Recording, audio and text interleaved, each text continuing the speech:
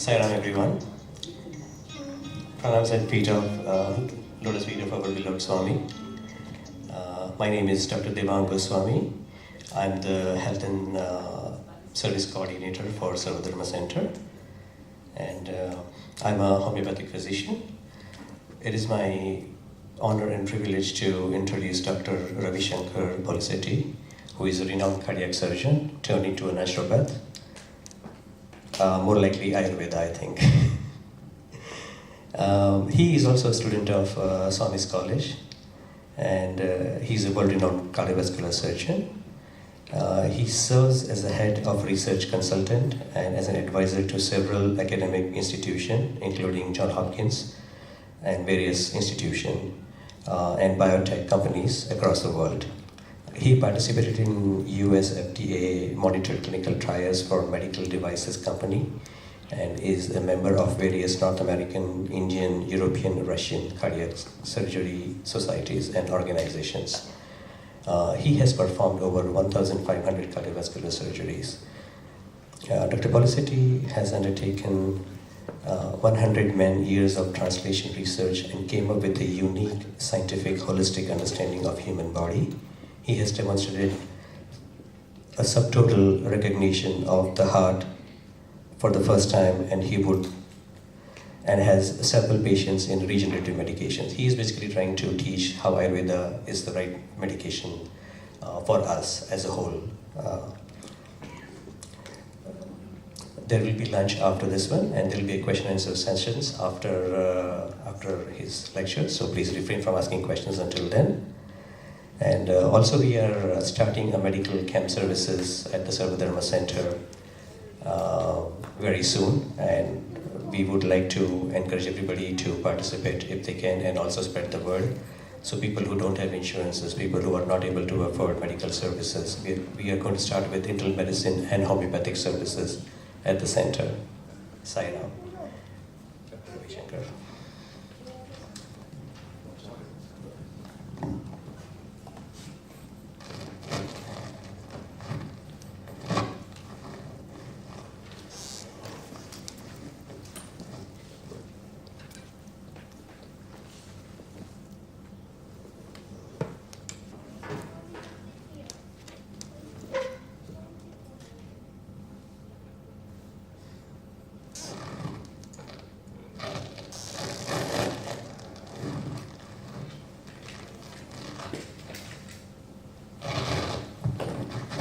Om Shri Sai Ram. My humble pranams at the feet of the greatest lords, Bhagavan Shri Satya Sai Baba, who has chosen to come to India, to descend down to Bharat, because Bharat is a land which was chosen by rishis to make their home office from there, so that they can propagate their knowledge in the form of spiritual wisdom, which they interluded into the culture of Bharat in such an intelligent and a spiritual way that Swami Vivekananda, when visited US, when people looked at, of course, his knowledge, his age, and the magnanimity of the personality that Swami Vivekananda was, people asked him, you're such a great saint with so much of wisdom. Why is your country a slave country today? Now, why are there so many beggars in the country? Swami Vivekananda rightly answers. So it will take possibly for you guys to take a birth in India. It will take possibly, you will have to be reborn again and again for some million years, so that you can get just one birth in India.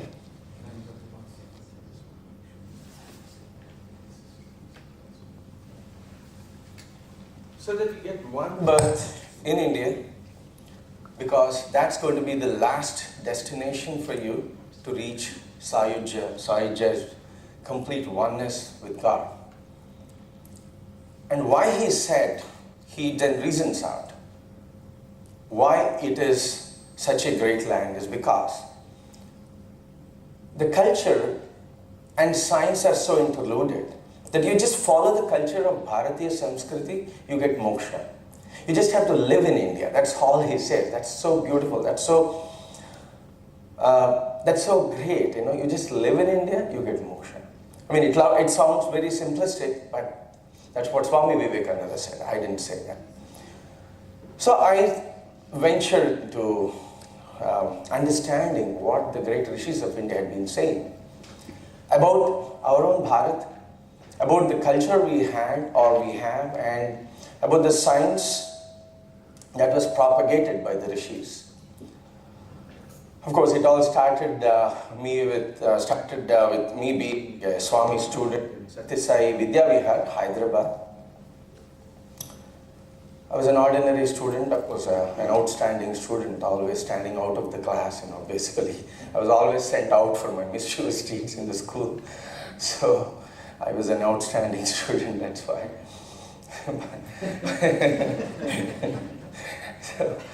But then that gave me eligibility for getting Swami's attention, because Swami likes such people. Because then he'll be able to show his power. If he's able to control a mischievous guy, then you know he has done his job, right?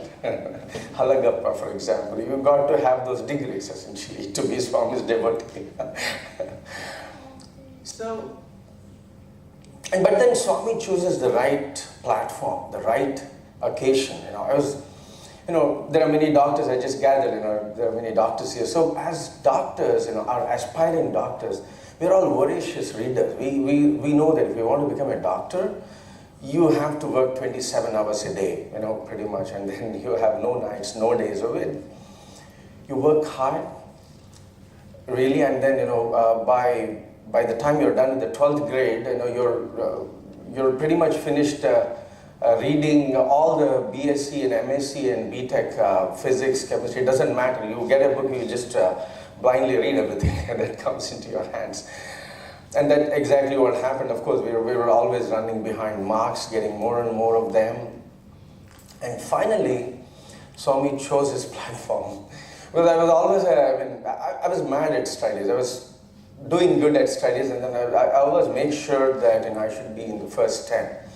Whether it is a school competition or a district or a state competition, I always stood the first 10. And I took the MSET, I always dreamt that I'll get into Usmania Medical College.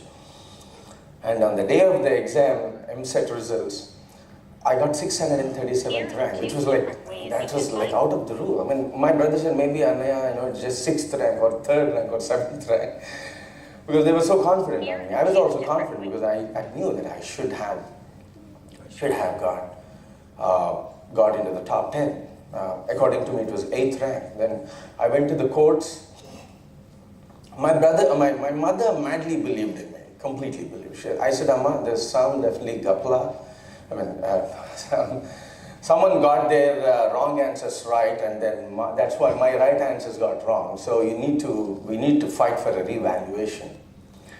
Of course, it didn't happen. I was very annoyed, and I went to the court. After a month, we had this hearing. The judge comes out. He says, no, we're doing it just a recounting. We'll not be able to reevaluate your question paper. I said, that's ridiculous, because by which time I picked up, I gathered, we were good at our own research as doctors, aspiring doctors. So we pulled up 3 interesting keys. We got 3 keys for the same question paper. I said, how is it possible? I figured out that someone, as I guessed, someone's wrong answers had to get right, so they put their wrong answers into the keys, so they had 3 keys so that, what... So we pulled all that, but I could not produce that in the court, so I lost the case. There's no revaluation, no only recounting. They recounted. I told the judge, see, there's no point in recounting, because look at the question number 117. The structure that connects a bone with a bone is a ligament. That's my answer. He said, yes, but I got it wrong for that. Because he said, how do you remember? I said, of course I remember. We worked hard. I knew how many questions, what are each multiple choices you had. I narrated. He said, you know what? The judge said a crazy thing. He said, reproducing a confidential government paper is crime. You could be penalized for that. I said, are you being stupid? I told this right away. I told this, are you being stupid? Because reproducing, it requires intelligence to reproduce, right? Then the lawyer came. He said, "No, you can't talk like that." I said, "You go talk to the lawyer, talk to the judge, because my mother paid you money." So this is all that you are paid to talk to the judge. So why don't you represent my case? And of course, I was again. I became an outstanding guy, and I said out of the court, of course. But then, see, I was really devastated. Okay, I'm laughing at this now because I exactly know what was Swami's design. But then at the time I was really outraged. My brother said, "Anaya, we'll pick up this judge." I'll not go deep into that, but that's going to open up another facet of me. I don't want to open that right now. But then we could do nothing. The judge at the end said, "See, this is India. You want to change it, you can't change it." That's what he said. I said, "I'll change India." I thought, I'll change India and the way you think, I thought. I didn't tell him. But then I said, I was so devastated. I said, "Amma, even if it is Pakistan, I'm ready to go because I don't want to stay in India." That's what I said. And luckily what happened, I was like invited for I wrote other entrance exams, like CMC, I got interviewed, but then I didn't get admitted to that because just top eight people get admitted into such institutions, and then we didn't have a chance. I got into BHU, my mom said no BHU, but I was by then decided that I am leaving India. I said, and then I don't know, it just so happened I casually took this entrance exam that was conducted by the Medical Council of India, and top 50 students from India were sent in those days, those 3 years. Swami timed it everything so interestingly well. So I took that entrance exam. I got a 25th rank. I said, "Okay, these guys respect me. I'm leaving India." I was anyhow leaving for Pakistan if necessary. I'll go to Russia, I thought. So that's how I landed up in Russia. And then I was always thinking, "Swami, how can this happen?" Because outright injustice, people who had copied, who had manipulated the keys are getting into medical schools. And I saw, the entrance, on the result, what is that, board, the notice board where the results were displayed, a guy who got just 12 marks out of 150 got into the medical college. He got admitted. I said, "I have 103 marks. I'm at least 10 times better than him." I didn't get it. I said, "This is outrightly injustice." But then that helped me in introspecting, because I went out of India. I was completely out of that cover, out of that protective sheath of our parents, of our acquaintances. I had to rediscover everything from zero. So it all started that way. After 3 years, I realized that, what happened was, interestingly, the first year of medicine, we started doing, my professor gave us a new compound, and we were supposed to analyze that. And then he said, "How do we analyze?" And I said, he explained the methodology. He said, you need to dissolve that compound in a solvent, whichever is appropriate, and then you freeze the molecule with liquid nitrogen, and then you put X-ray crystallography, subject this frozen structure to X-ray crystallography, and then you structure elucidate. I said we did that, and then I slowly started learning analytical chemistry as a part of my medical course. I came back to India. I then started talking to my friends, who all went into Usmania, Gandhi, all those peer institutions, even JIPMER, AIMS, and none of them had any exposure to any research. They didn't even know what was X-ray crystallography. I'm not joking, but then I said, "Oh my God, what happened?" I was thinking that now I'm getting exposed to advanced research facilities and technologies, and I said, "This is really good." And it took some time for me to realize, after 3 years, what happened suddenly. Swami put me in the forefront of a new Swami revolution happening in an atheist country where, talking about God itself is a crime. You could be put to jail. But then, to cut the whole story short, Swami made me instrumental in starting many institutions, many Swami centers there. I said, okay, maybe this is the purpose for me. Because becoming a doctor, anyone can become. If you want to become, you can become a doctor anywhere. But then, becoming his instrument is something, I said, this is what Swami possibly must have done. So that's how, I slowly started, there were two important blows. This one as a blow from MSET.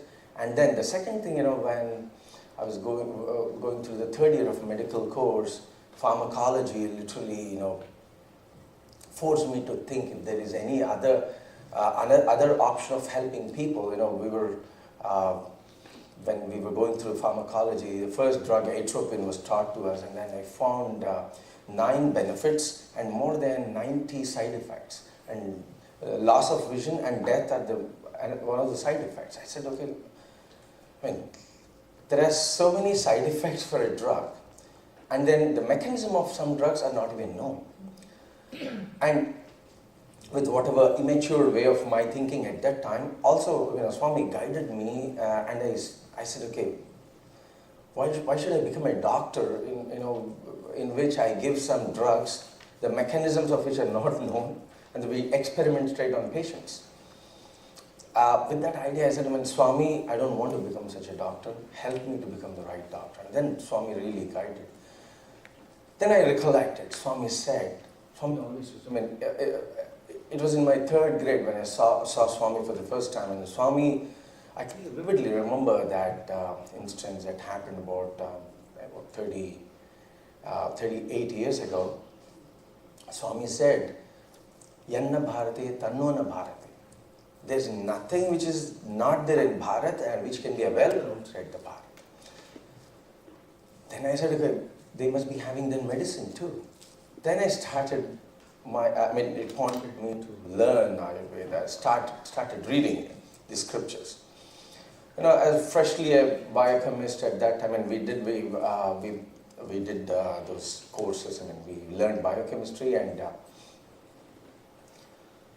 in Ayurveda, interestingly, what it says is there are just 3 agents: Vata, Pitta, and Kapha, and you need to balance them. The body cures itself.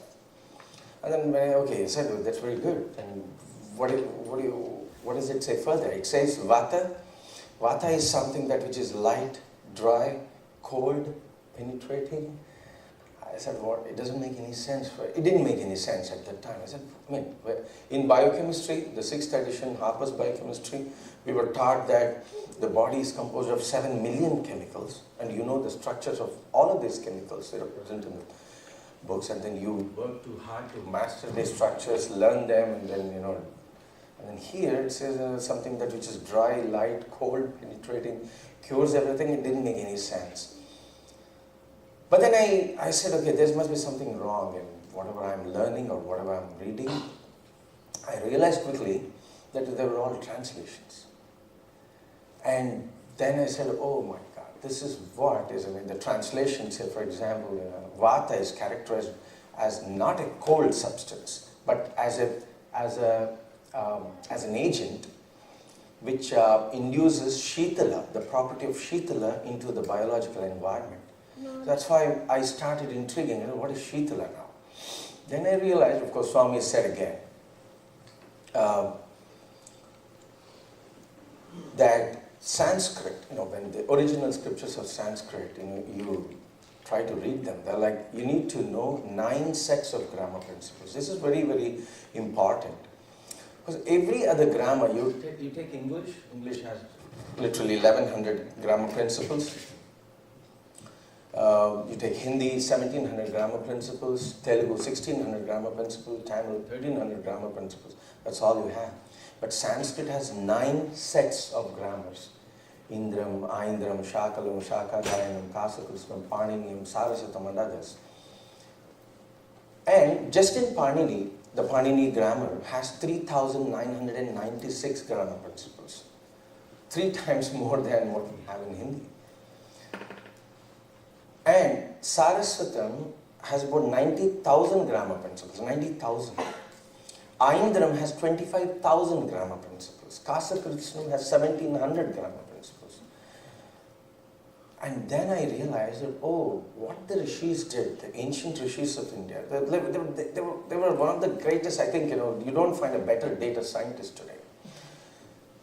They were such advanced data scientists that they classified all the languages, all the principles, grammar principles of this language into 9 libraries. They did what Google did to search. You remember 2000 we had this MSN search. You type in the box, a word, and then go take shower, do your prayers, come back, have food. After lunch, you'll find some, results of your search. But then what Google did was they created libraries for all the searches. Now Google search, because of Google search, your search is done in less than a fraction of a second. Because they created libraries for you to search properly, libraries, sub-libraries, sub-sub-libraries, and then they created a powerful engine based on which your search becomes very, very efficient, very fast. And that's exactly what our rishis did way back. They created 9 libraries, and then if you want to understand, if you want to have a colloquial dialogue, dialogue in a colloquial language in Sanskrit, you need to apply the Paniniya principles of grammar. You want to understand Vedanta, the Vedantic aspects of whatever, the same scripture.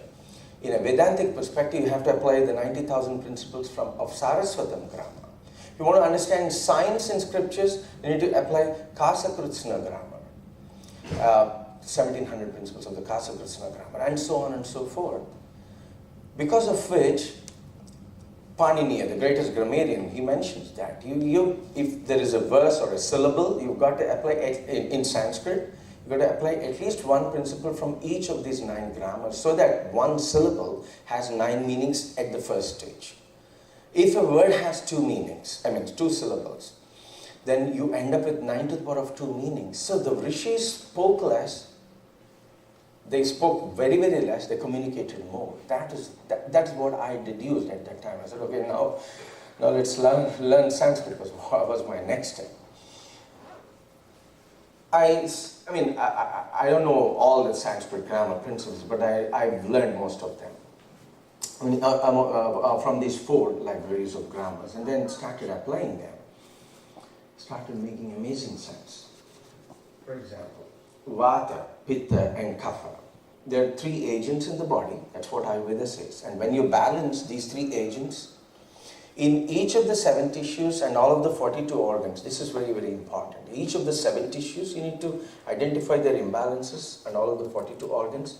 Once you come up with this fingerprint of Vata, Pitta, Kapha, and you're able to balance them by giving appropriate diets, appropriate exercise regimen, and appropriate foods, then you bring about a balance of Vata, Pitta, Kapha. What the body does is it automatically cures its own self. Again, sounds simplistic, but then I started trying to understand why is it so simple? Because we're all used to if there's a great science, it got to be complex. That's what we think. I applied the same logic. I said it can't be so simple.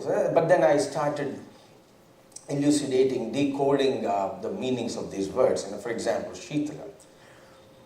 Shitala, one of the properties of Vata is Shitala. So Shitala, the matra la at the end, applying Kasa-Krishna grammar. I'd been looking into the libraries, and I applied an appropriate sutra of this grammar principle of this word to this word. La tatraha rasayana charya is what is mentioned in the Kasa-Krishna grammar, which means la itself means rasayana charya, chemical reaction. And shita, you're left with the other part of the word, shita.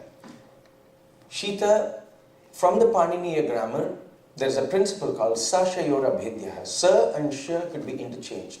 So your shita becomes sita. Sita means a limit. So shitala means a rate-limiting chemical reaction that makes shitala cold. That makes the system cold. Which means these are all, Vata is a biological environment in which essentially endothermic reactions take place. That's the beauty of this ancient scientists. They used appropriate syntax, they used those appropriate words, syllables, to to exactly decipher the meaning of it. So vata is not a cold thing, because if you look back, look into kapha, one of the properties of kapha is hima. Hima was translated, again, when I was reading the translation, it didn't make any sense because vata was, a shitala property was attributed to vata, and it is cold because of which. And kapha is also cold. Our rishis were so specific that they did not use a single word unnecessarily, because they always fought wars, for speaking less. So, the greatest grammarian and Jagadguru reiterates this interesting quote. He says, Eka matra laghavante, putrotsaha manyante vayakarna. Which means Eka matra, one matra is one syllable. Laghavante, when you communicate something, and even if you're able to reduce your communication by one syllable, Eka matra laghavanta is reducing your communication by even if one syllable, and then still be able to communicate the same message. Putrotsaha manyante, the greatest rishis. Vayakarana means those rishis who knew grammar. They become so happy as if a putra is born. Putra utsaham manyante. Again, putra has nothing to do as Ralph Waldo translates, improperly translates our scriptures into English, and they say, oh, these people are sexist, they're racist. No, absolutely no. Putra means, again, you apply the same, you apply principles from grammar. Putra means punnam trayate itihi putra. Putra ka matlab hai, the meaning of putra is that soul who redeems his parents from the naraka called punnama. It could be a female or a male. It's just a function, it doesn't define the gender. So they're very specific. So those rishis who were so specific, who had syntax of 9 libraries of grammar rules, they could not have used 2 different words, Shitala and Hima, to characterize Vata and Kapha respectively. Because the translations mean that both are cold. It makes so simplistic. So I started again applying the rules of grammar for this word Hima. The word Hima should be understood in this context. Hayaho, there's a sutram from the Paniniya grammar which means Hayaho rabhedyaha. Ha and ya can be interchanged, and then you end up with there's no difference. So Hayaho means ha becomes ya, and you apply ya to Hima, it becomes Yima. Yima means condensation. According to the Kansa-Krishna grammar, it means condensation. So Kapha becomes cold, of course, but because of a condensation reaction, while Vata environment makes the system cold because of an endothermic reaction. Okay, I don't want to get it too scientific and then complicate complicate this talk. But then, what I want to point is, it is so specific, and they incorporated a vast meaning. Instead of saying, those people who know science, will appreciate this particular interpretation, in this particular explanation of the scripture. See, Vata is a biological environment in which predominantly endothermic reactions take place with the formation of Laghu. Laghu is another characteristic of Vata, which means Laghu is cyclic aromatic compound, is called as Laghu. Again, deciphering from these scriptures, from these Vyakarna Sutras. At the end of an endothermic reaction, volatile or cyclic aromatic compounds are formed, and because that cyclic aromatic compounds are volatile, they evaporate from the system. And when something evaporates from a system which is in dynamic equilibrium, it is subjected to the 0th law and 1st law of thermodynamics. And then when you apply the 0th law and 1st law of thermodynamics, the system becomes cold because of surface evaporation. And interestingly, the system binds water molecules to its own self. So the water molecules are not available to the system, so the system becomes dry. Instead of giving this big lecture, our rishis said Shitala, Laghu, and Rukshana. That's all they said. So they encoded so much of science in just these 3 words. This is what I understood. There could be much more to it, because I didn't apply all the sutras of all the grammars. I could not find books for the rest of the grammars. But then, this gave me a completely different perspective, different understanding, an advanced understanding of what Ayurveda is. I'm pretty much convinced when I looked at the original scriptures like the Rasavadam. In the Rasavadam, sage Kanada Maharshi mentions Ashitish-chattva lakshanam rasamrutam itihi swastya vidhyate. See, the health is maintained because of Ashitish-chattva lakshanam, 84 lakh and 8.4 million chemicals that are present in the body in the form of, they are the amritas for the body. The rasa amritam, he said. He never said just chemicals, no. He says rasa amritas. These nectars which are in the form of chemicals are already present in the human body, 8.4 million of them. While the Harper biochemistry mentions that we have only 7 million molecules in the body. So we are falling behind by at least 1.4 million molecules. So to cut the whole story short, what I figured out was this is some amazingly advanced science. And they further explained that, it's not that they didn't know these chemicals, they knew these chemicals. They also knew their solubility, because that's the reason why the next shloka mentions, out of these 84 lakh or 8.4 million chemicals, Jalaja Navalakshanam, Sthavara Vimshati Lakshanam, Gurita Chaturasya Lakshanam, which means there are 9,900,000 chemicals which are water soluble. Gurita is fat soluble are 400,000. So they came up with solubility of these properties. I mean, any biochemist or analytical chemist would understand me when I say that your research into identifying new compounds in an unknown herbal supplement or an unknown compound starts with solubility, finding the solubility, right? That's the first step that you try to do. You try to find out the solubility of a substance, then freeze the molecule. So that's exactly was the chronology in which these scriptures mention the number of chemicals present in the body. And the Rishis further mention that these 6.4 lakh 6.4 million chemicals, they participate in about 32 trillion interactions. So now the work of our greatest data scientist, data analyst, chemist, and a physician, Charaka Maharshi, he then classifies all these 32 trillion interactions. It's not chemical reactions, not just chemical reaction, but he says interactions are classified into 21 broad categories based on properties of chemical kinetics, and then 7 of them which guide all the ionic and molecular pathways were called as Vata. 7 of these chemical kinetics that guide all the metabolic pathways were called as Pitta, and the rest of the 7 that guide all the assimilative pathways are like when macromolecules are formed from micromolecules or some single monomers, they're called as Kapha. So it's such a advanced, and they classified all the chemicals into various groups based on their chemical kinetics, and then they created those libraries of chemical reactions of the chemicals of the ionic, metabolic, and molecular and assimilative pathways in the body, and then they integrated everything, and they also gave an idea of how to actually diagnose these the Vata, Pitta, Kapha in each of the 7 tissues, and then once you understand the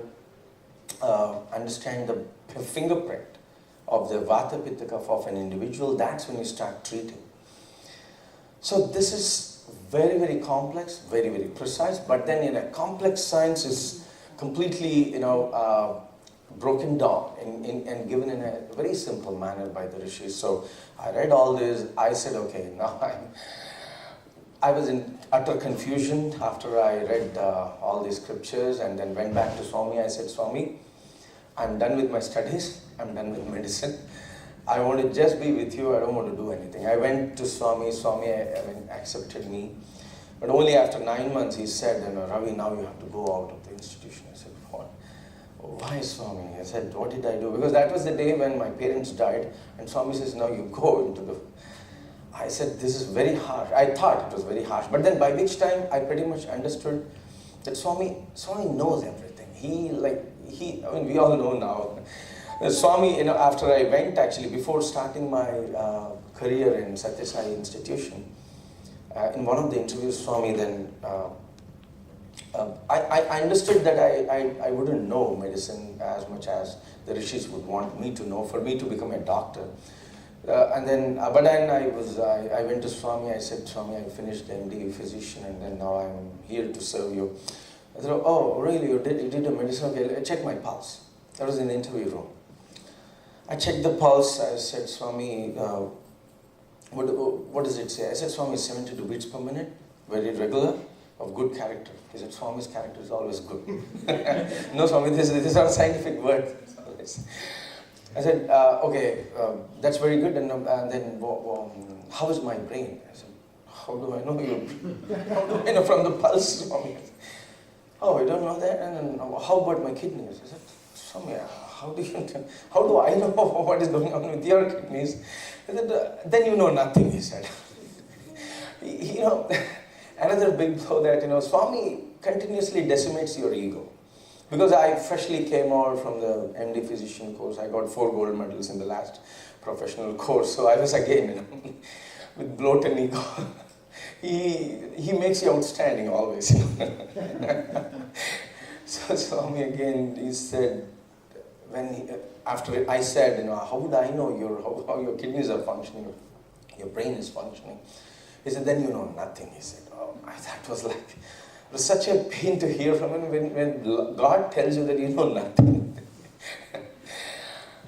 Then he said, no, this is not how our ancient doctors diagnosed the body. You should know everything from the pulse. I said, what? From the pulse you know everything? How is it possible, isn't it? As doctors, we were never taught that way. Then I was again completely decimated, but then I knew that Swami was preparing for something else, so I had complete faith in Swami's designs, because I knew that a factor called corruption in India was used by Swami to execute his mission of me. I mean, it's not a great mission that I have to be sent on. He doesn't have to plan so much, but then for me, it was an eye-opener that even those seemingly disturbing events, disturbing incidents like corruption or injustice, are completely under Swami's control. And he uses them to execute his design. And otherwise I wouldn't have gone out of India if I hadn't, not because I did great things in Russia, but then he gave me an opportunity to be a part of his mission in Russia. Because, in an atheist country, talking about God is actually a crime. You could be awarded a capital punishment those days. But I became afraid of nothing. I just kept on speaking about Swami only. And then Swami opened, there were so many Russians. Swami gave me a big opportunity to be his servant there. That's what Swami said in the interview. See, Swami said in Telugu, నువ్వు ఎప్పుడు మార్కుల కోసం తాపత్రయపడేవాడు, నీకు రిమార్కులు రాకూడదని నేను తాపత్రయపడ్డాను. I'll translate this. He said, you always worried about marks and you chased, quickly all those incidents with the judge, and then, me having a duel, not a verbal duel with the judge 8 years ago, all this flashed on my mind. And then Swami said, you were always worried about marks, but I was worried about your remarks. So this is like, he not only makes, he specifically mentioned, had you been in India, you would have become a doctor only. But now you had the chance of being a part of my mission.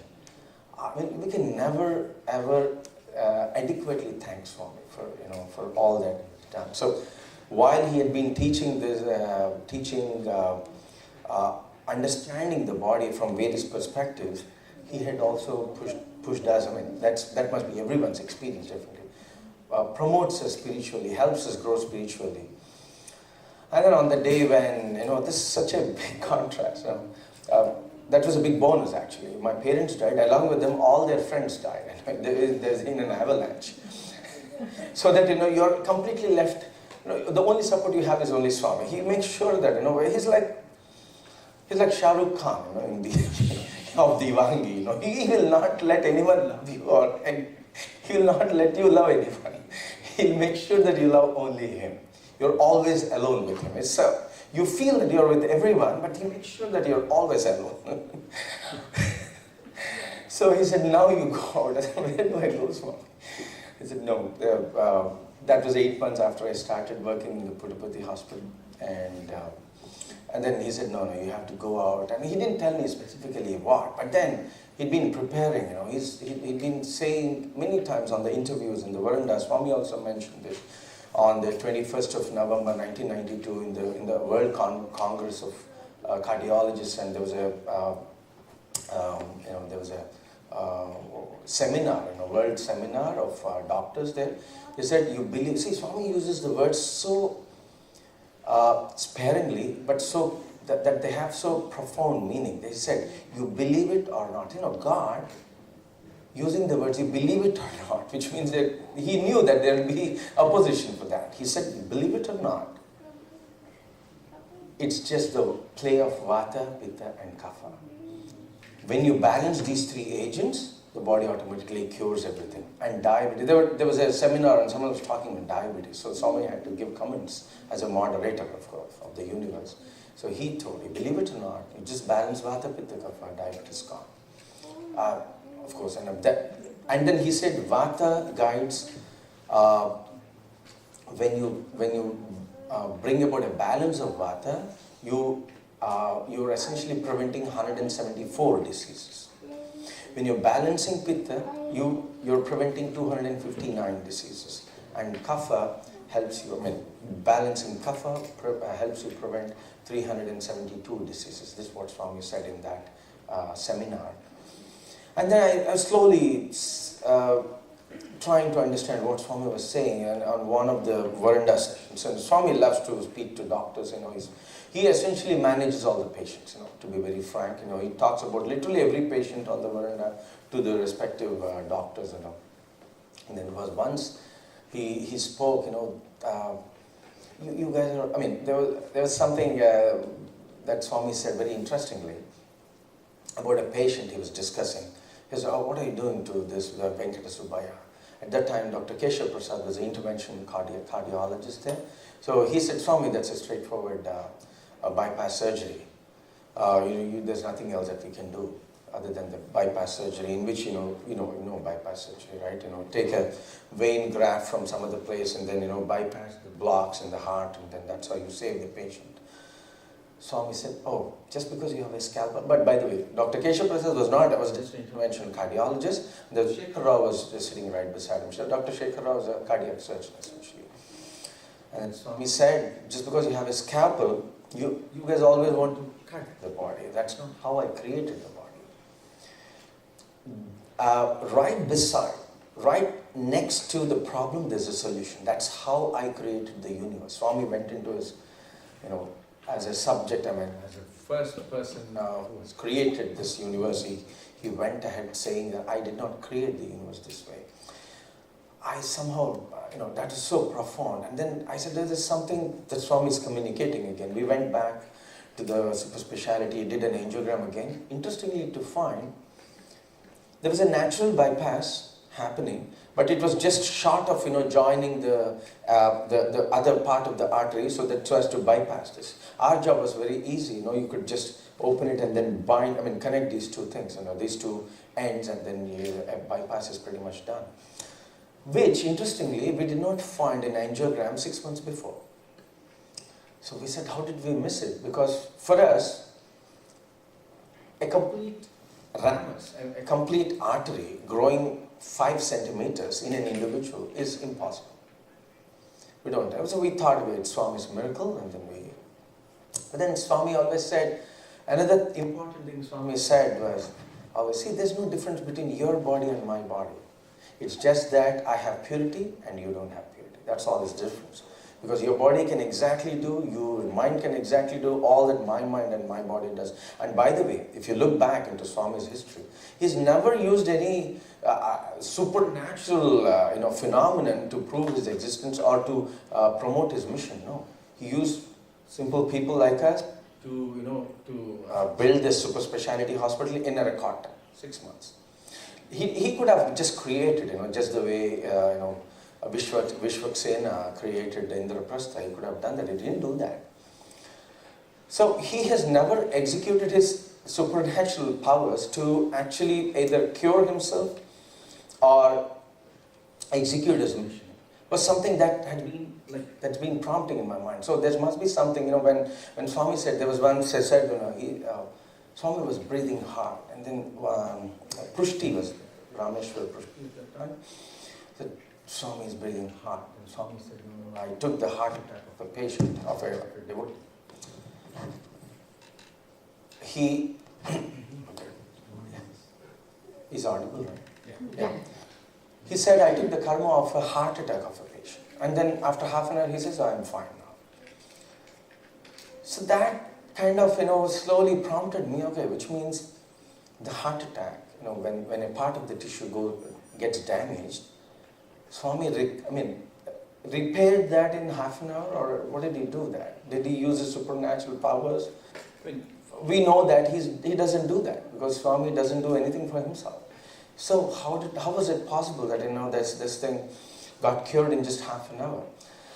That led to an interesting research that we did, and then what I figured out was, when you essentially balance these three agents, the Vata, Pitta, Kapha. So after I went out of Swami's institution, I started off on this research because nothing else was more interesting. While I pursued my residency in general surgery, in cardiac surgery, I continuously started doing research in Ayurvedic, translational research, in which I tried to correlate Ayurvedic fundamentals with the current medicine. I thought, maybe Swami wanted me to actually help Ayurvedic people to understand what they're talking in the modern perspective. So I started creating models of Vata, Pitta, Kapha in animals, and they came up with certain important markers of Vata, Pitta, Kapha for various tissues.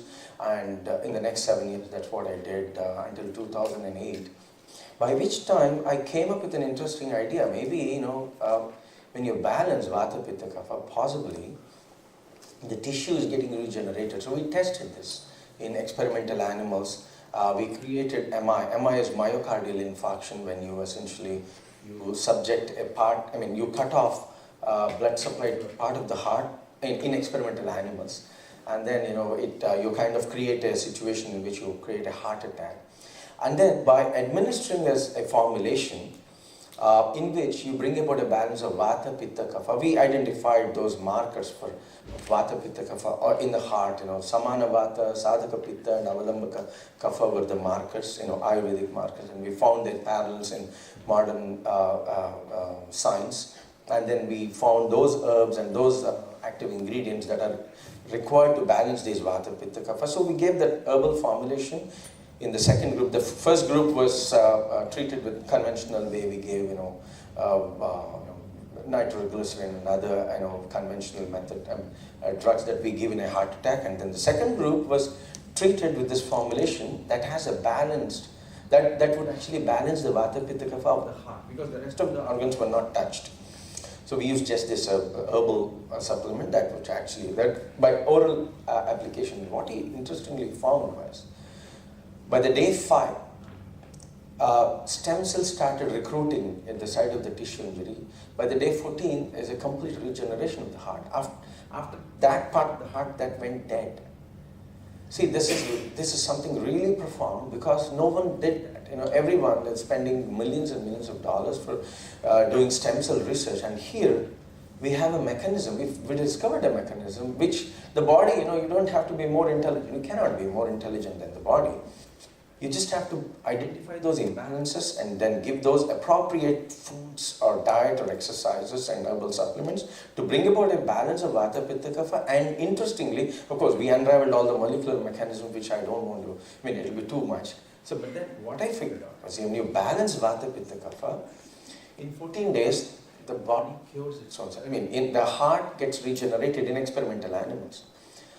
And then I said, okay, let me see what happens to these animals, experimental rats. If you give this herbal supplement, the Vata, when you balance these herbals, Vata, Pitta, Kapha in the heart, and then create a model of them, what we found out is heart regeneration happens in less than 4 hours. When you have a perfect VPK balance, I'm not exaggerating, I have 3 patents, one in the US, one in Canada, and one in India, exactly for this particular formulation, because this also prevents. See, when you have the Vata Pitta Kapha balance, the body is so fast to send these signals. The immune system sends signals from the site of tissue injury to the bone marrow. The bone marrow produces those CD cells. These CD cells are the stem cells that that migrate from the bone marrow through the blood to the site of tissue injury, and then they recruit them, then they proliferate. And all this happens in less than 4 hours. And that's exactly what happens. I mean, we cannot predict or guess what is happening in Swami's body, but that's what I thought is happening in all of these yogis and in the physical bodies of the avatars, because they always are in balance. When you are in balance, what happens is that the body doesn't panic. The body doesn't panic, nor the body gets shocked of the incident. It does what is appropriate, and then it does all that it has to do so that you sustain your life in perfect health. That's very, very important. And then, and these molecular mechanisms, they don't have to take months and months and years. It doesn't happen that way. Because, another important thing was, like, I'd been observing yogas. Somehow the Himalayan yogis used to come. One yogi who was 270-year-old came to our house. Naga Baba is called, along with his disciples. 270-year-old. I was talking to one of his disciples who was already 90-year-old. He said, "How do you know he's 270-year-old?" I said, because my grandfather was also his disciple. See, what I'm trying to say is, Ayurveda is an interesting science, or medical science is an interesting science, in which once you bring about a balance, this balance or samatva, because that is what is said, right? Yoga samuchchati. What is yoga? Yoga means balance in the first stage. That's what Patanjali Maharshi mentioned. I'll just hold it like this. Patanjali Maharshi mentions yoga samuchchati, which means balance is yoga. Is this really yoga? But then he again mentions in the chapter 1, third shloka, he says, yoga chitta vritti niruddha. See, the moment. Why? Thank you. He says, when the chitta vrittis are erased, yoga is a process in which the chitta vrittis get erased. What are these chitta vrittis? These are repositories of all the impressions of all the past lives that are stored in the limbic system. Physically in the limbic system, but spiritually or in the astral body, in one of the faculties of mind, which is called as the chitta. We all know mano, buddhi, chitta, ahankara, the 4 faculties of the mind. The chitta is a repository of all the past impressions. So they get stored physically in the limbic system. Scientists would know that.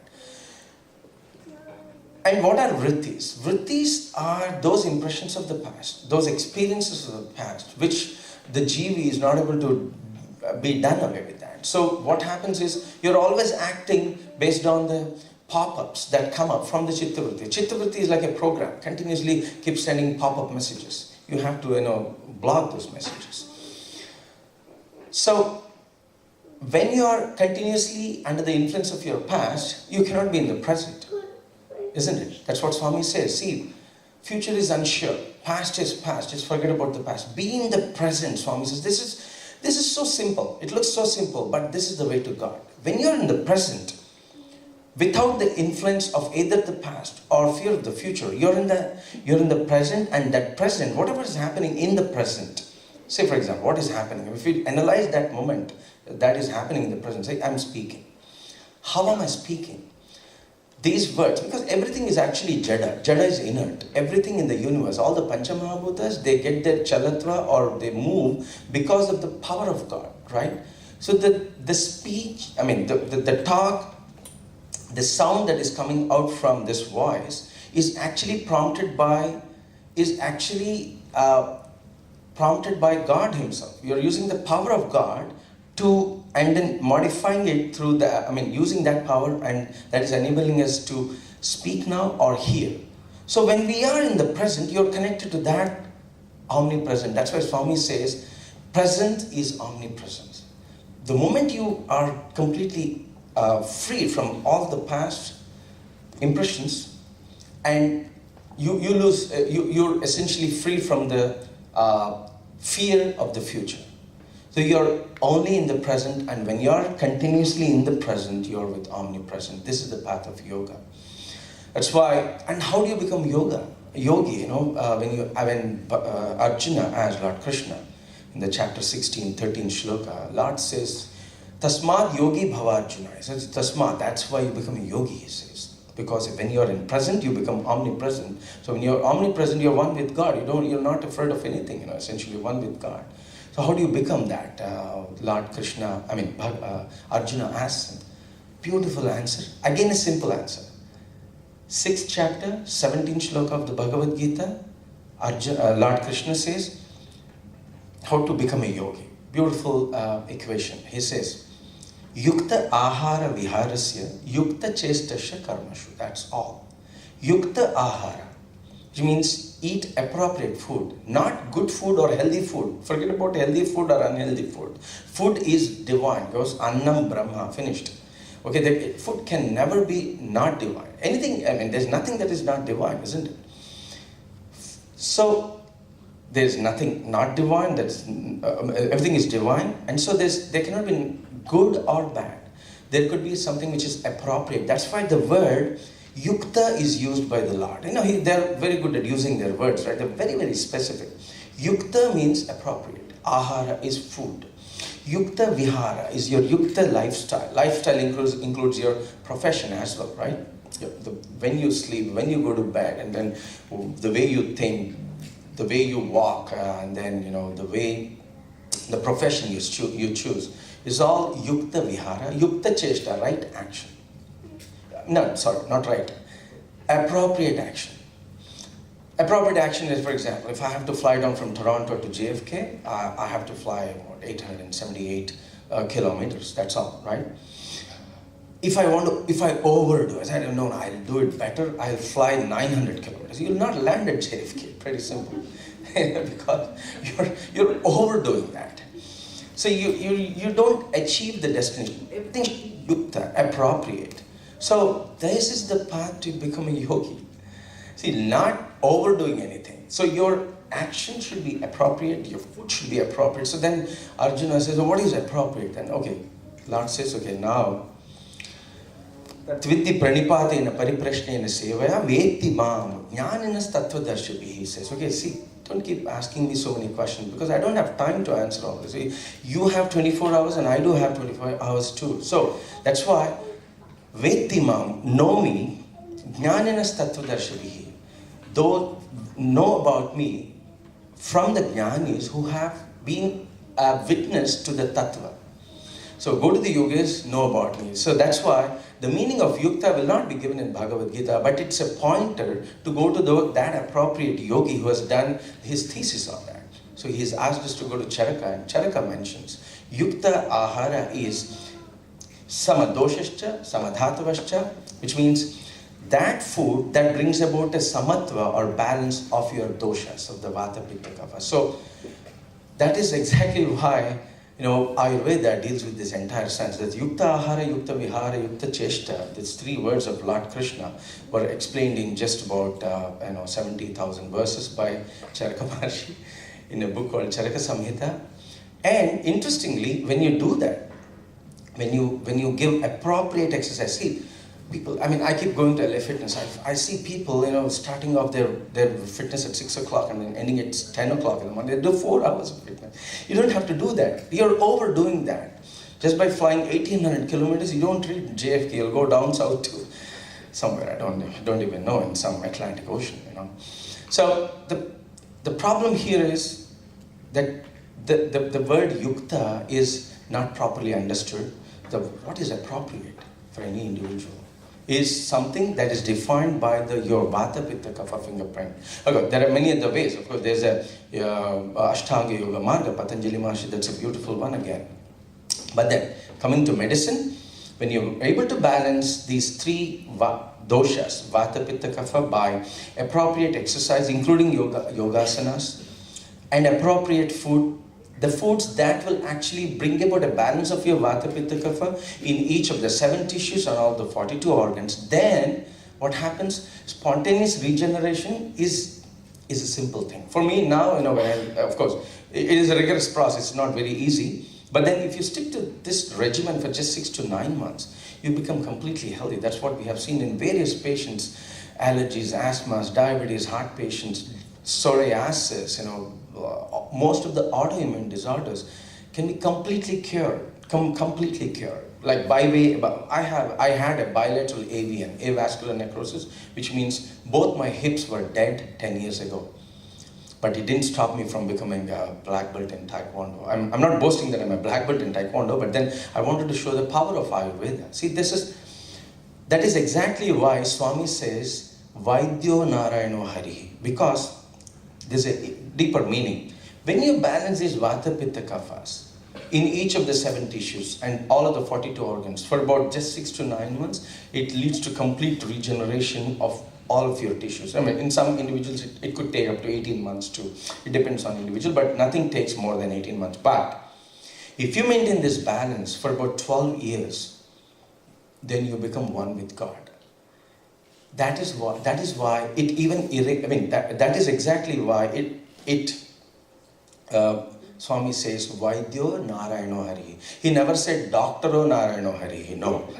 He specifically used Vaidya. Because a Vaidya is a one who knows the Vid. Vidya iti Vaidya. Which means the one who knows the science of God and helps you become God. How does he do that? By continuously monitoring your body, your imbalances, and then giving you appropriate advice on just those simple, we have come up with those simple exercises. You don't have to overdo, as I said, just 7 minutes of your time in a day doing these yogasanas, appropriate yogasanas. You don't have to do all the yogas. Just because Iyengar talked about 270 different poses, you don't have to do them every day. No, you don't. It doesn't, as I said, overdoing anything will not lead to health. No, it won't. That is why this Ayurvedic science is really a great science. It makes you a yogi, and then ultimately it makes you one with God. You reach the from Salokya, then become Sarupya, then you also become one with God, and helps you in the Sayujya. It's a very great science. And a word about yogasanas, because I want to conclude with that word, because they're again improperly understood. Everyone, according to me, that overdoes again that. The food also is overdone. Avocados, you eat avocados. It doesn't happen that way. You need to know the fingerprint of avocados and the fingerprint of VPK of the person who's having avocados.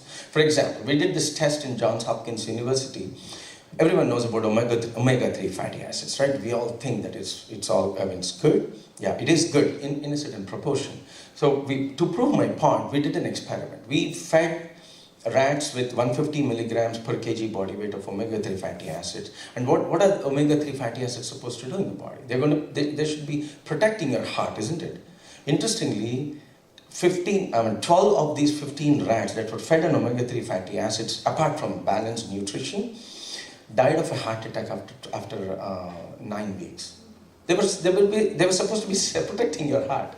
See, friends, so this is what I learned, that literally in a spiritual plane as well, and even in a physical plane, there's nothing good, nothing bad. Everything should be appropriate. And once you do that, you become one with God, and then Tasmad Yogi Bhava Arjuna happens automatically. It's a spontaneous, not just regeneration of the heart, but rejuvenation of the soul, and you become one with God. So, about the yogasanas, we did these experiments as well. The purpose of yogasanas is aligning your body system with the divine energy. That's the purpose.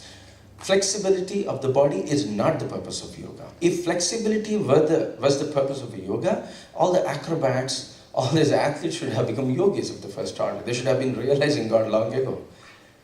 No, it doesn't happen. And look at if you have seen some yogis in Himalaya, they have big tummies, and they can even lift the entire earth with their tummies, actually, because they have such big tummies. They're not flexible, but they're yogis. See, this is the purpose again, is Yoga chitta vritti nirodhaka. Yogasanas are just are done at third stage, because the Ashtanga Yoga Marga, which is given by the eightfold path or 8-step path to become one with God, is a path given by Patanjali Maharshi, in which the first step, look at the first step is Yama, then the Niyama comes, then Asana. Asana is only the third stage. So what are these Yamas, Niyamas? Then Asana, then Pranayama, then Pratyahara, then Dharana, then Dhyana, then Samadhi. It's an 8-step path. It happens in a step-by-step process. The first two things are Yamas and Niyamas, do's and don'ts. What are those? What are the Yamas? Ahimsa, Satya, Asteya, Aparigraha, Brahmacharya.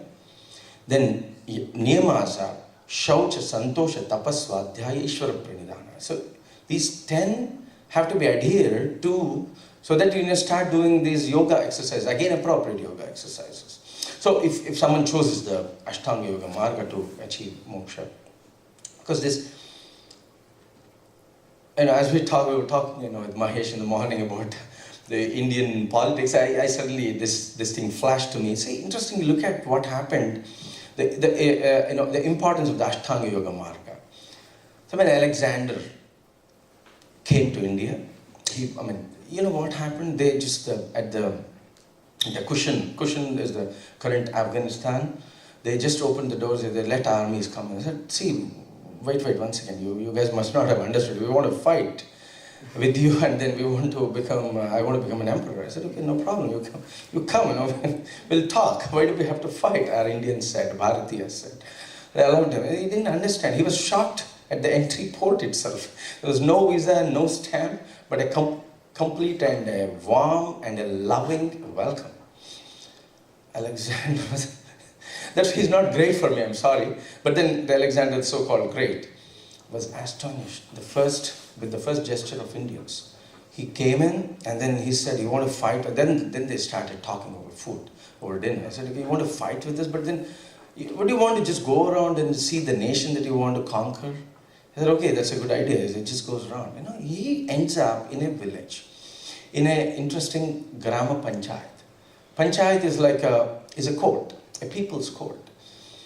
The village head, the Grama Panchayat officer, he was conducting the judgment with the hearing. Now there are two parties fighting against each other. Alexander was a witness. What was the fight about?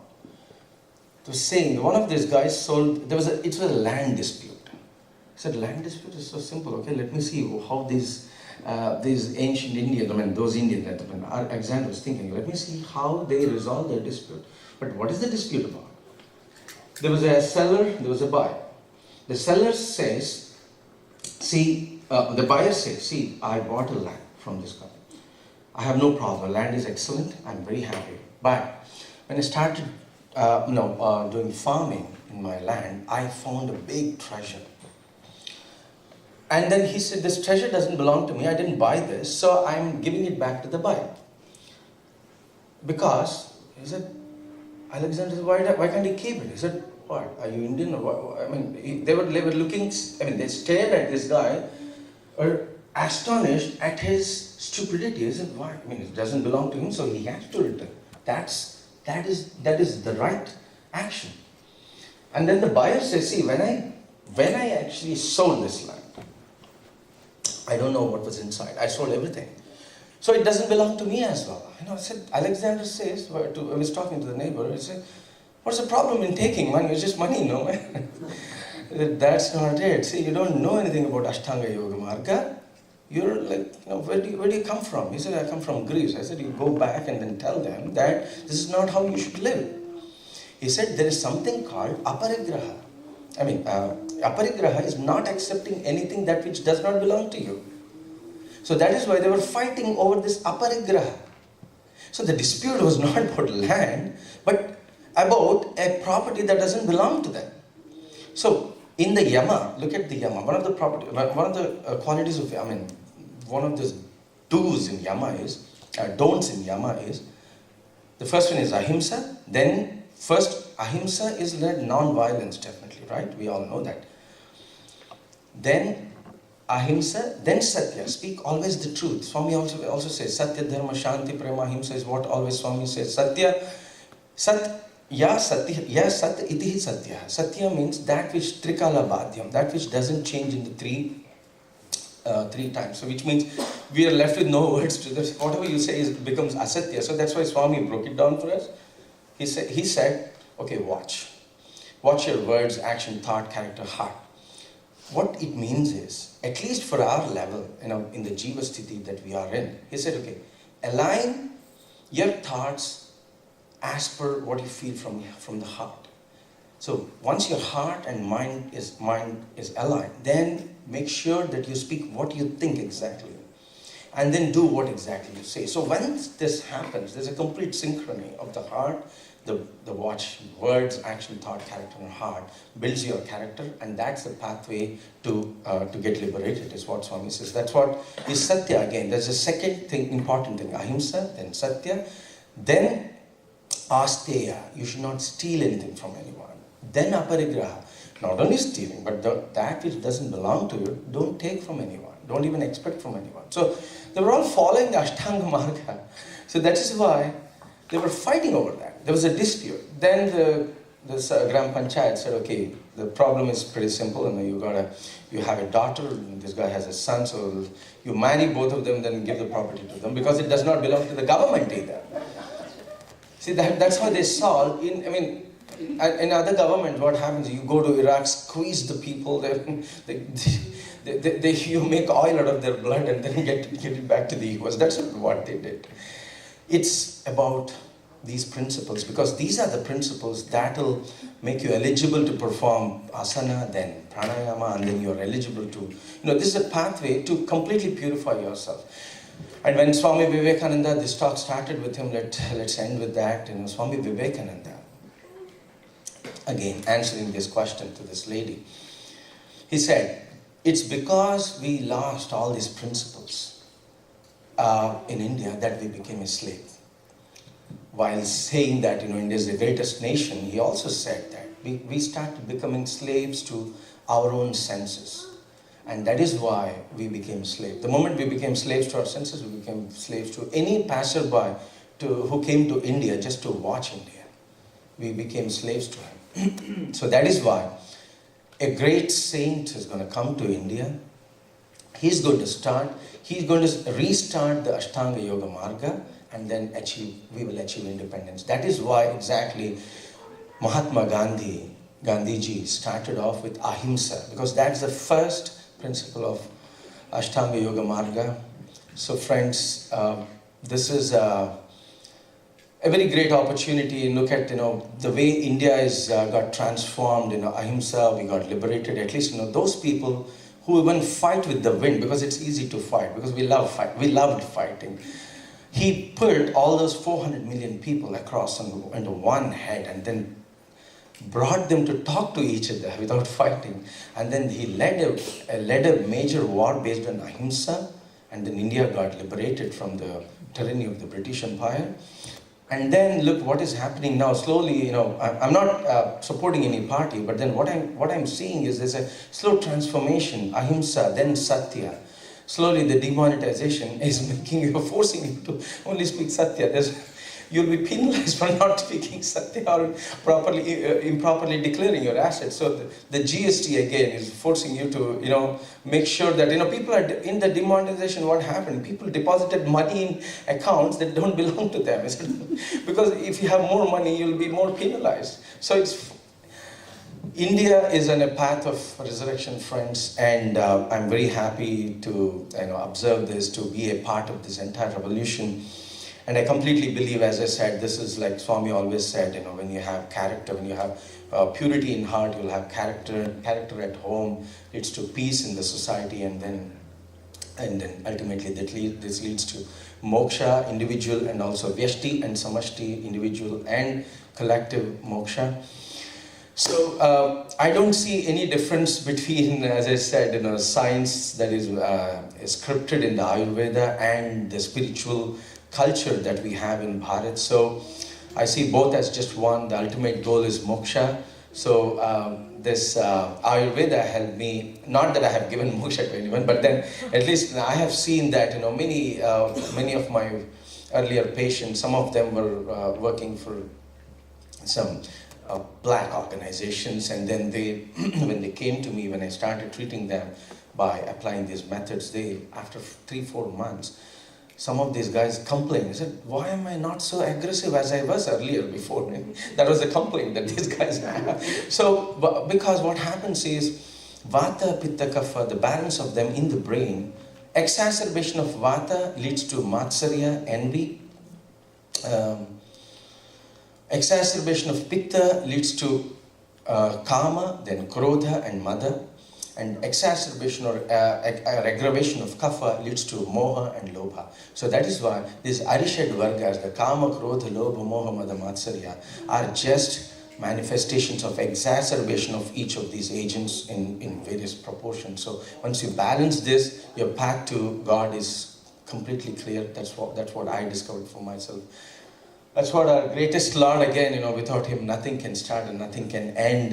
This is what Swami showed from an outstanding mischievous kid. He really helped me understand the entire path back to God. And I thank immensely Mahesh Garu and Kutumbara Garu, who have been guiding me, Kutumbara Garu, for helping me come here and then share this with all of you. And then as I said, I completely believe Yukta Ahara, Yukta Vihara, that's all is required. Appropriate food and appropriate exercise will put us back onto the Yoga Marga and help redeem our inadequacies, our vices, and then help us be one with God. Thank you very much. Om Shri Sai Ram.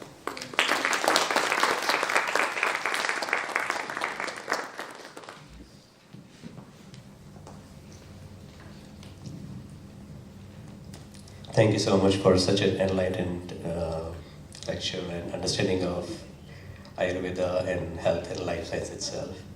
Anybody has any questions?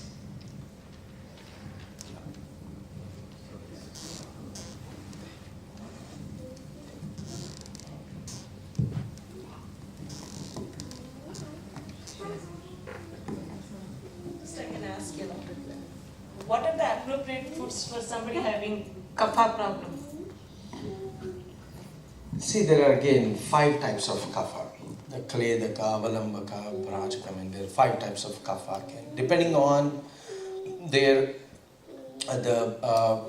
aggravation or the proportions of these 5 types of kapha, and depending on the location, the foods again vary. You cannot have a general kapha foods that are good for you or bad for you.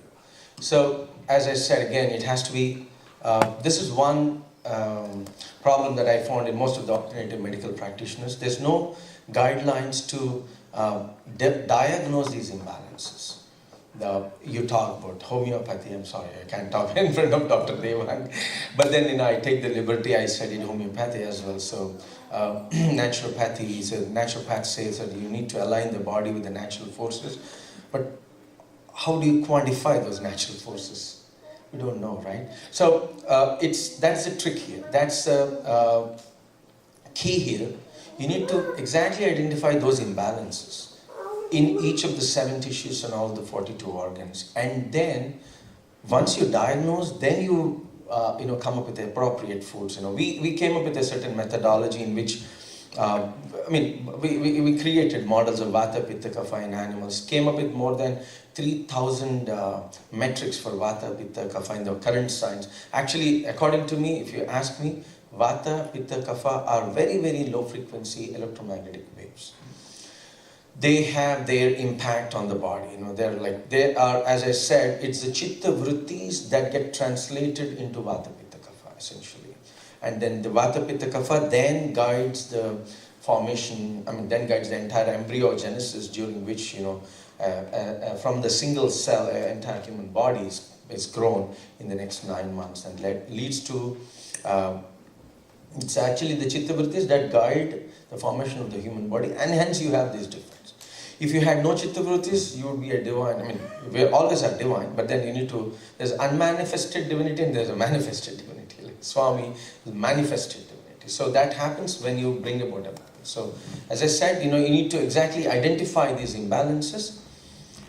We have come up with a tool right now, and of course it's undergoing validation, but it is that tool is essentially giving those appropriate foods for you. I mean, you just have to wear it, it does run some analytics, it detects certain signals, and then runs analytics and then gives you those appropriate foods that are good for a certain individual at that particular point of time. So it cannot have a standard template to say what is healthy, what is unhealthy food. I mean, I don't subscribe at least to that. Thank you for an outstanding speech, talk. I mean that because I didn't see anybody standing outside. I really liked it. I think many of us have really been impressed with it. I'll speak with you personally later on. But what you have brought up really is the fact that thousands of years ago, our rishis had what we are today calling personalized medicine. Right. Yeah. Not all vatas, not all pittas patients have the same disease process or the same treatment process either. So this is personalized medicine that was really thousands and thousands of years old.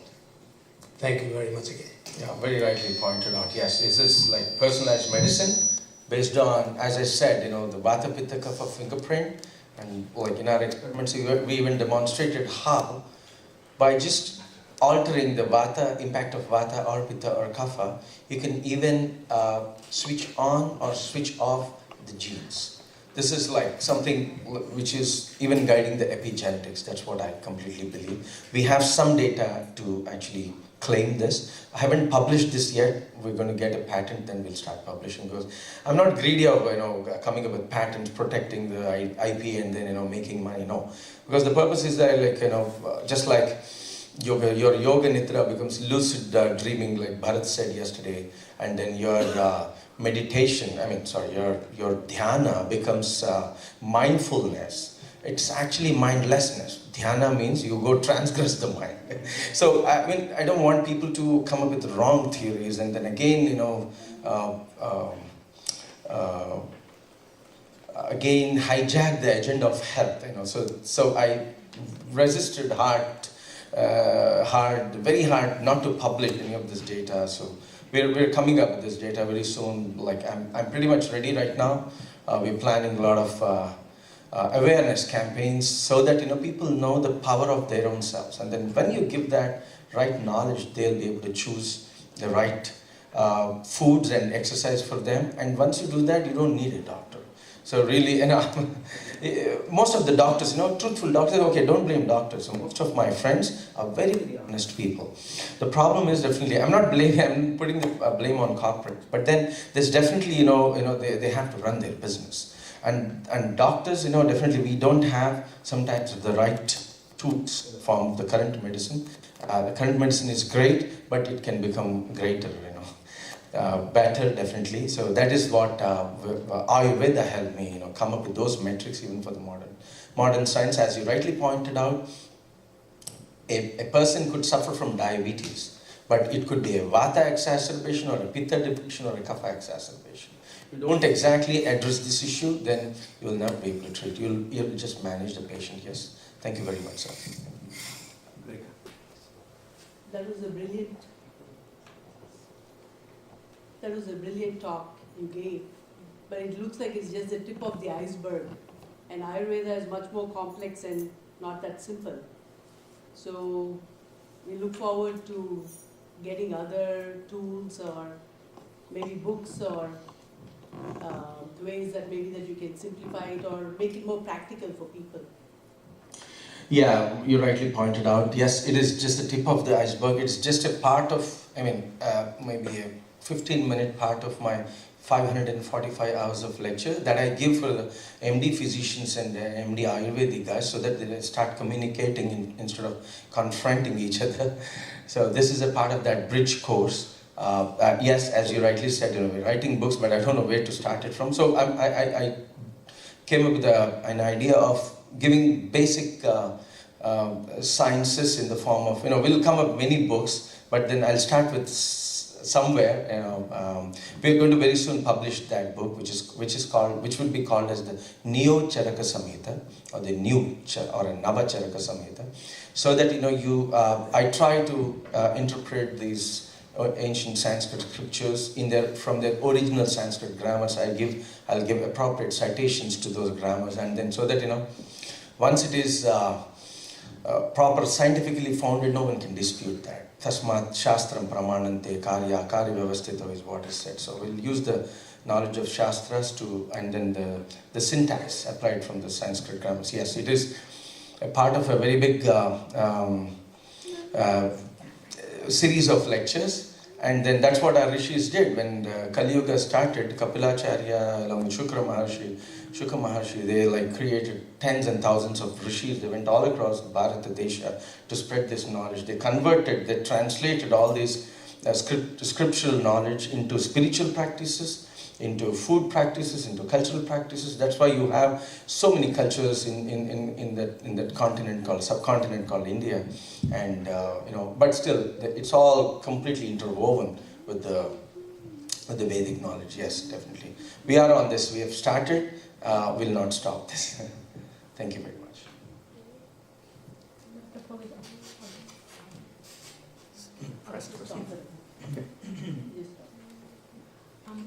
Probably in the past generation, there's been a phenomenal increase in mental health disorders like depression and anxiety and many others. Why do you think this is so, and how do you think Ayurveda can help in that direction? Yeah, right question. Yes, there's a 67% increase in based on statistics, at least 67% of the younger generation are on some or the other antipsychotic or antidepressive drugs, definitely. Again, as I said, for me, I just mentioned that it's all either aggravation or depletion of these doshas, that's all. You need to bring about the right balance, the right foods, and then of course the processed foods, the organic foods. There's a big debate going on now. People are slowly moving towards organic food. That's one definitely problem. Of course, the way we think, there's less activity nowadays because all these gadgets that we have, like all that we do, we think we're doing intelligently is only looking at this stupid 8-inch monitor, and then that is actually hijacking health from individuals. There are various factors, of course. That's why I said, instead of doing those workouts for 2 hours, 3 hours in LA Fitness, we come up with just 7-minute exercises. They are good enough for anyone to keep themselves fit. What we did was we did the specific experiments on yogasanas. One of the aspects of yogasanas, okay, because not everything can be elucidated or decoded from yogasanas, because when you talk about aligning your yoga is a process in which you align your physical, the gross, the astral and the causal bodies, the Sula, Sukshma and Karana Shariras with the spiritual and with the divinity. It's a very complex process. But what we demonstrated was when you stretch the body, when you stretch just for 2 minutes, there are something called stretch receptors in the muscles. They get activated. They trigger a process called ischemic preconditioning. And what it means is, ischemia is a state of less oxygen supply to the end tissues. Preconditioning is your body gets preconditioned to work appropriately even in lesser concentrations of oxygen. So what happens when you're depressed or when you're stressed out? What happens is when you're thinking too much, when you're afraid of something, when you're anxious about something, the body reflects that in the form of constricted blood vessels. So there's lesser blood supply to the end tissues, and hence lesser oxygen supply to the end tissues. That's why there's a hypoxia.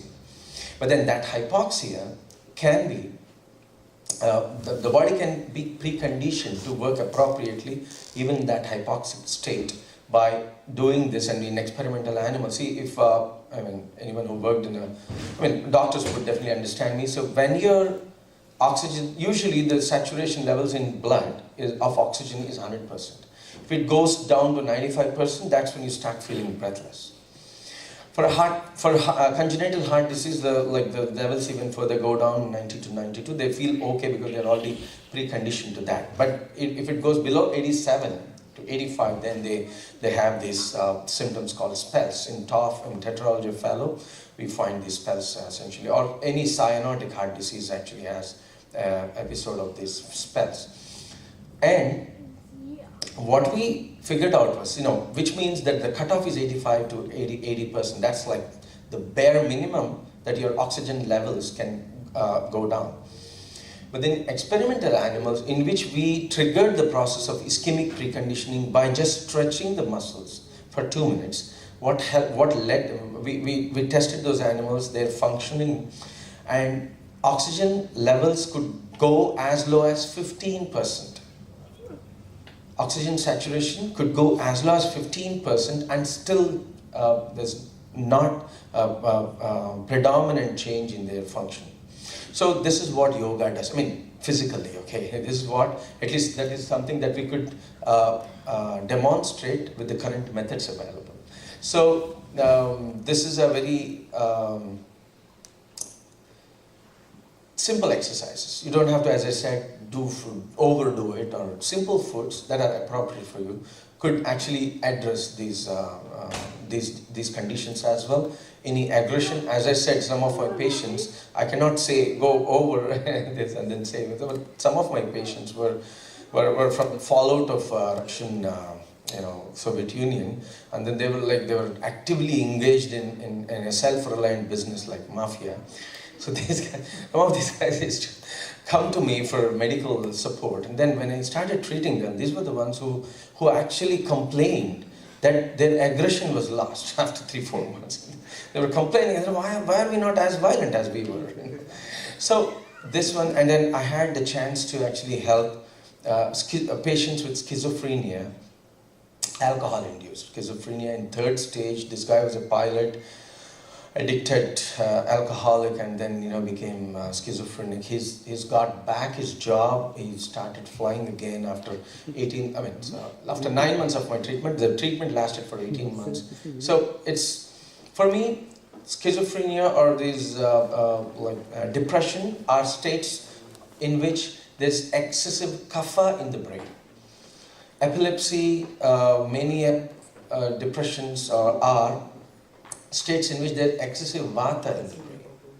So they're it's just the vitiation of these 3 agents. Okay, they're simply mentioned, but then there are 5 types of vata. I mean, they look very simple, but then, as I said, there are 5 types of vata, 5 pittas and 5 kaphas. So you need to find those appropriate imbalances and correct.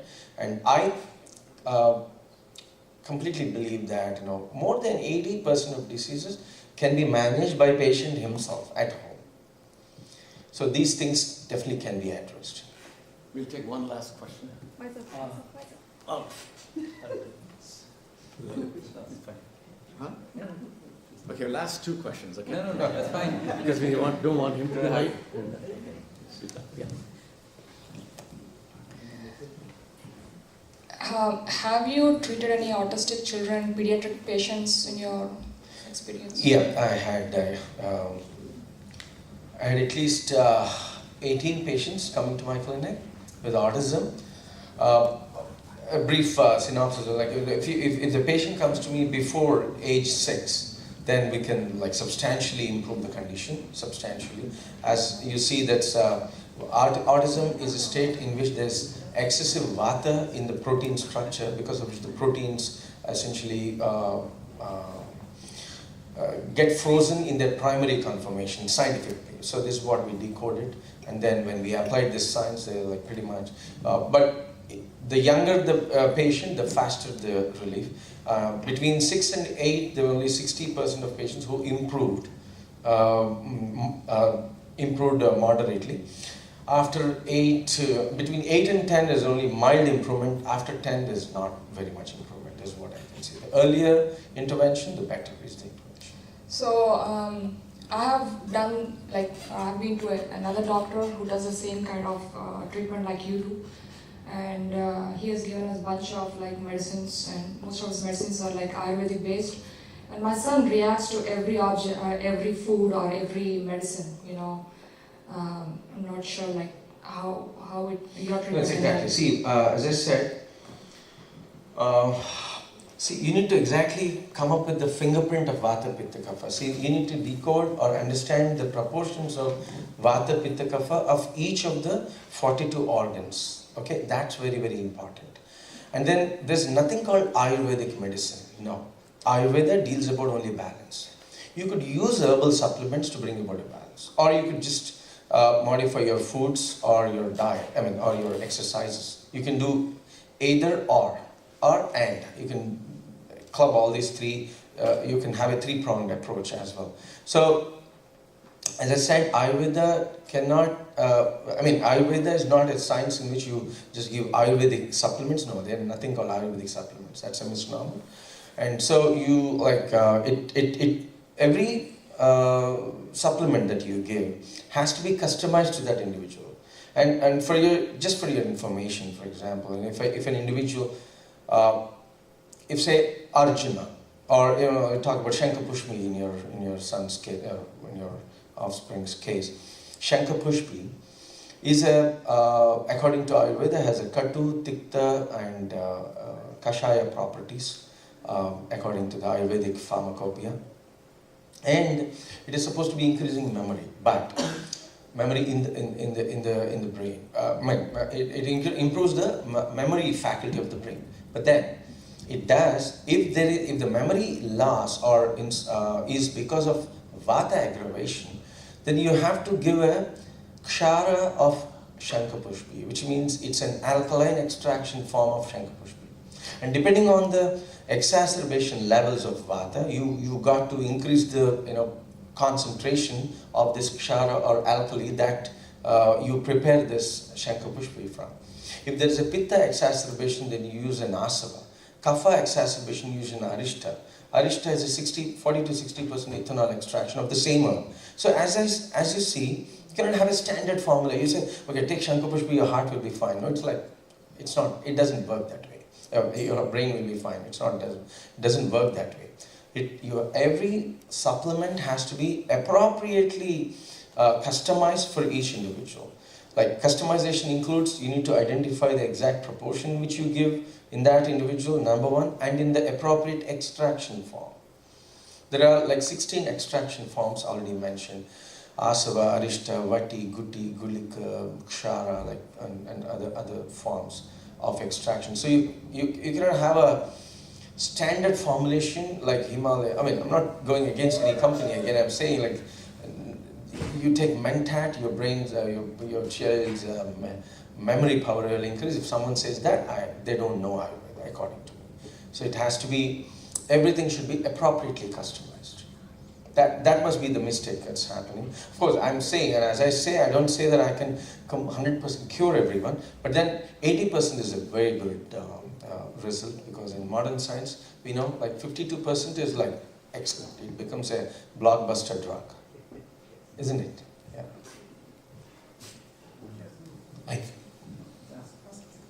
Well, this is the last question, okay?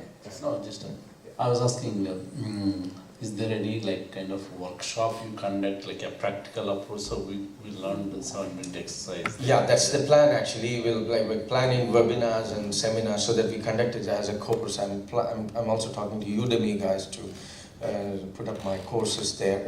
It's going to take time, but in less than 6 months, we're going to set up everything so that this knowledge, as I said, everyone should be empowered with, and that's what I want to do. That's what Swami wants to do, because he never wanted anyone to suffer any disease. That's why all the scriptures, all the samhitas are free of cost. Nobody even signed all those documents and manuscripts. So this has to go completely to public, free of cost. As I said, if not 80, 79% of diseases can be managed at home. 79.9. So they're coming very soon. We're working on that. Yeah. Thank you very much. Yeah.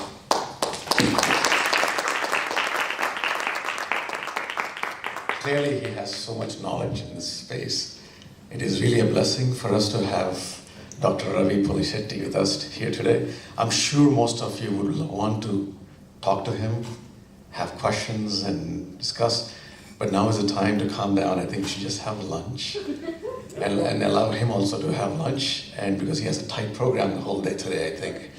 And then see if he also has, I think I would like to hear from him if there's a way for people to get an appointment from you, and what is the mechanism so that it's scheduled? Falguni actually.